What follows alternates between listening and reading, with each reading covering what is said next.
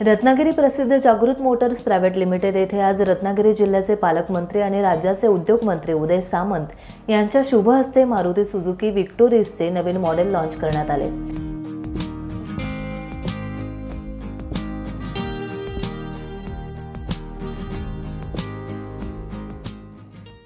यावेळी सचिन काळे, चित्रपट कलाकार यांच्यासह बंड्या शेठ साळवी, बाबू माप, राजन शेट्टे आदी मान्यवरांची उपस्थिती होती।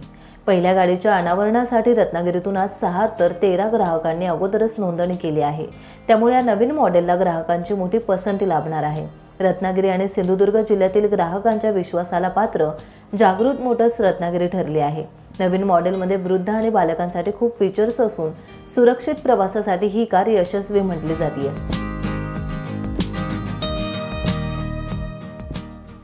या कारचे अनावरण पालकमंत्री नामदार सामंत यांनी केल्यानंतर मंत्री महोदयांनी स्वतः कार चालवून याचा अनुभव घेतला।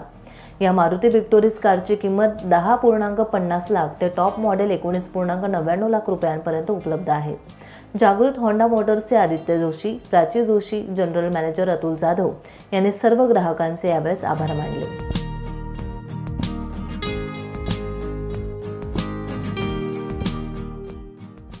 टाइम्स डिजिटलला लाईक करा, शेअर करा, सबस्क्राइब करा आणि बेल आयकॉन दाबायला विसरू नका।